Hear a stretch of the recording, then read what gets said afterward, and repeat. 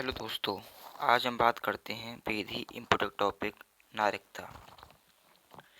एक व्यक्ति एक देश का नागरिक कैसे हो सकता है और उसे नागरिकता किस प्रकार प्राप्त होती है, आज इसी बात पर हम चर्चा करते हैं।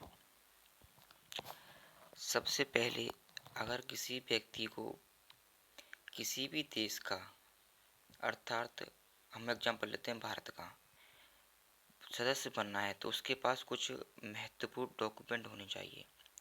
उसके लिए जैसे कि आधार कार्ड, पैन कार्ड या वोटर कार्ड। उसी के आधार पर उसे नागरिकता की मान्यता प्राप्त होगी।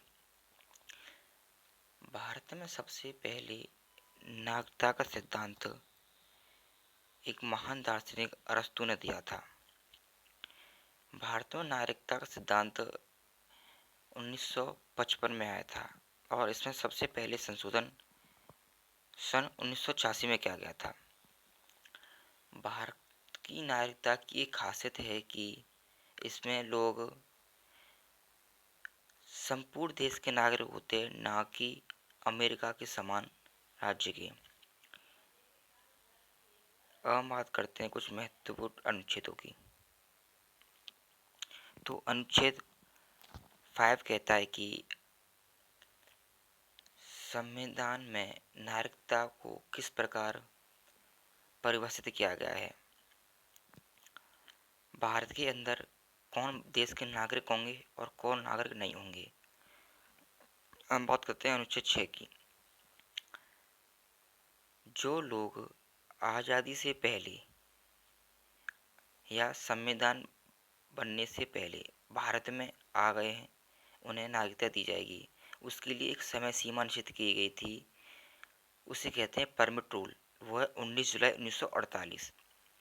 अब बात करते हैं अनुच्छेद 7 की।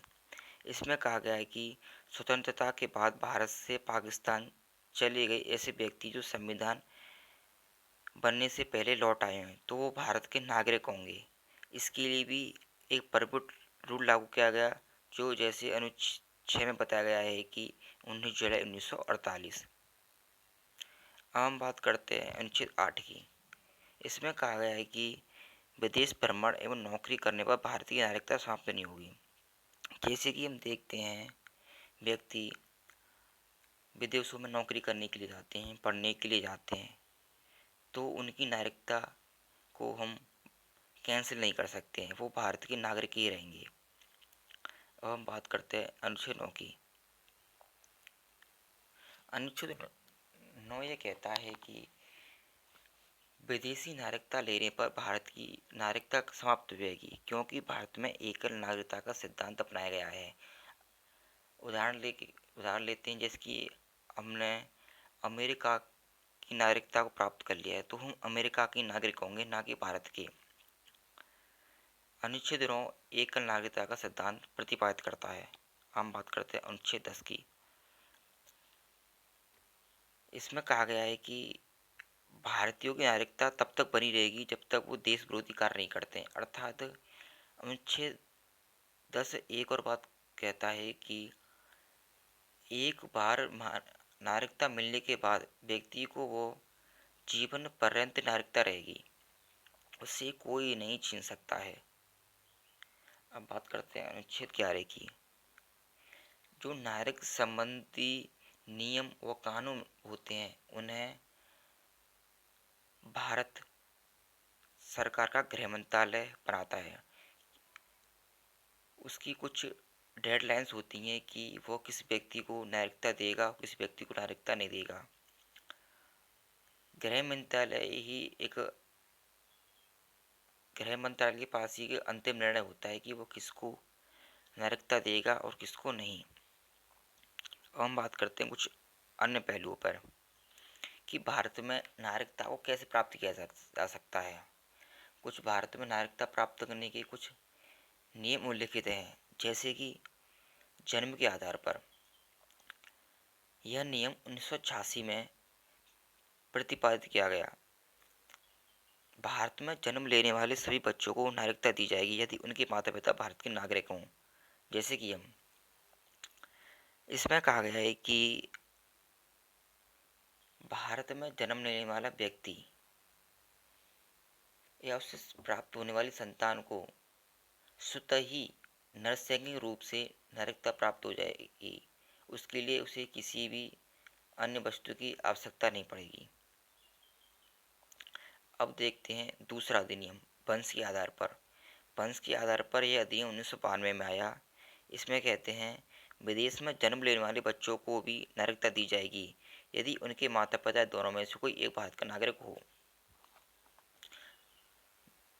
जैसे कि अगर किसी व्यक्ति वंश के आधार पर नागरिकता लेना चाहता है तो उसके माता या पिता में से कोई एक भारत का होना चाहिए, या माँ या पिता, तभी उसे भारत की नागरिकता प्राप्त हो सकती है। इसका एक प्रसिद्ध उदाहरण है शिखर धवन। अब बात करते हैं पंजीकरण के आधार पर। पंजीकरण के आधार पर हमें कैसे नागरिकता मिल सकती है। इसी विधि द्वारा प्राप्त नागरिक प्राप्त करने के लिए व्यक्ति को लगातार 7 वर्ष तक भारत में रहना पड़ेगा। इसी विधि द्वारा राष्ट्रमंडल देशों को नागरिकता दी जाएगी। जिस व्यक्ति को पंजीकरण के द्वारा भारत की नागरिकता लेनी है उसे लगातार देश में 7 वर्ष तक निवास करना पड़ेगा। अब हम बात करते हैं अगले अधिनियम की, देशीकरण। यदि व्यक्ति भारत की एक भाषा को जानता है और भारत के लिए कुछ करना चाहता है पॉजिटिव वे में, या वो वैज्ञानिक, कला या साहित्य में किसी भी क्षेत्र में वो निपुण है और भारत में लगातार 10 साल से रह रहा हो, तो देशीकरण के द्वारा उसे नागरिकता प्राप्त हो जाएगी। लैपटॉप में ले ला।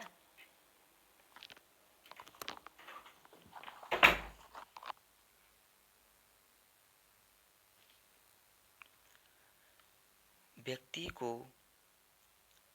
हमारी अनुसूची 8 में से किन्हीं 22 भाषाओं में से एक भाषा का ज्ञान होना आवश्यक है, तभी उसे देशीकरण के द्वारा नागरिकता दी जाएगी। हम बात करते हैं अगले अधिनियम की, जिसे अर्जित भूमि के द्वारा उसे नागरिकता प्रदान की जा सकती है। किसी देश या राज्य में भारत में मिला लेने पर वहाँ के लोगों को नागरिकता दी जाएगी। सिक्किम का भारत में विलय होने के बाद वहाँ के निवासी को दी गई नागरिकता, बांग्लादेश के परगना जिले को नागरिकता। जैसे कि इसमें बात की गई है कि अर्जित भूमि के आधार पर व्यक्ति को नागरिकता कैसे दी जाएगी। जैसे सिक्किम को भारत ने अर्जित भूमि के रूप में प्राप्त किया, इसे 35वां शहर राज्य बना के अपने भारत का एक राज्य बनाया। तो भारत सिक्किम के निवासियों को भारत की नागरिकता देगा। यह एक मुख्य प्रकार हो सकता है नागरिकता प्राप्त करने का। जो भी देश किसी देश की भूमि को प्राप्त करेगा तो उसे उस व्यक्ति को नागरिकता देनी पड़ेगी। हम बात करते हैं कि एनआरआई क्या होता है। एनआरआई की फुल फॉर्म होती है नॉन रजिस्ट्रेशन इंडियन। अब बात करते हैं क्या होता है एनआरआई। वो नागरिक जो वर्तमान में भारत में नहीं रह रहा है लेकिन वो भारत का नागरिक है, वो विदेश में 6 माह से ज़्यादा किसी कारण से रह रहा हो, या तो पढ़ाई या नौकरी के कारण, वो एनआरआई कहलाएगा। यदि कोई व्यक्ति भारत से 6 महीने के लिए बाहर चला जाता है तो एनआरआई हो जाता है। उसकी उस स्थिति में नागरिकता को कैंसिल नहीं किया जाएगा, उसकी नागरिकता बनी रहेगी जब तक वो किसी अन्य देश की नागरिकता प्राप्त नहीं कर लेता है। अब हम बात करते हैं ओवरसीज क्या होता है। इसे 2005 में लक्ष्मीमल सिंघवी समिति द्वारा जोड़ा गया। इसमें बड़े बड़े उद्योगपतियों को ग्रहण किया जाता है। इसमें बड़े बड़े उद्योगपति आते हैं जो विदेशी नागरिकता ग्रहण करने के लिए हैं। इस नागरिकता को प्राप्त करने के लिए व्यक्ति बिना वीजा के भारत आ सकता है। ओवरसीज में बड़े बड़े उद्योगपतियों को जोड़ा गया है क्योंकि उनका आना जाना बाहर से रहता है। और अब बात करते हैं अगले टॉपिक की कि गृह मंत्रालय किसी व्यक्ति से नागरिकता कैसे छीन सकता है। उसके कुछ तीन महत्वपूर्ण कारण हैं। यदि वह व्यक्ति भारत की नागरिकता को छोड़कर अन्य किसी देश की नागरिकता प्राप्त करता है तो उसकी नागरिकता भारत से स्वतः ही कैंसिल कर दी जाएगी। दूसरा कारण ये भी हो सकता है कि वह स्वतः ही भारत की नागरिकता त्याग दे। अब बात करते हैं तीसरे कारण की। अगर वह कोई देश विरोधी कार्य कर दे या वो पागल हो जाए या फिर किसी दूसरे देश के प्रभाव में आ जाए तो उसकी नागरिकता कैंसिल कर दी जाएगी। अब बात करते हैं वीज़ा क्या होता है। किसी देश में जाने के लिए अनुमति की आवश्यकता होती है, उसे हम वीज़ा कहते हैं। बिना वीज़ा के किसी दूसरे व्यक्ति को देश में प्रवेश नहीं दिया जा सकता। इसे एक तरह से हम एंट्री फॉर्म कह सकते हैं। किसी दूसरे देश में जाने के लिए हमें उस देश से अनुमति की आवश्यकता पड़ती है, उसे हम वीज़ा कहते हैं। पासपोर्ट क्या होता है। पास अपने देश को छोड़कर दूसरे देश में जाने के लिए खुद अपने देश से अनुमति लेनी पड़ती है, उसे हम पासपोर्ट कहते हैं।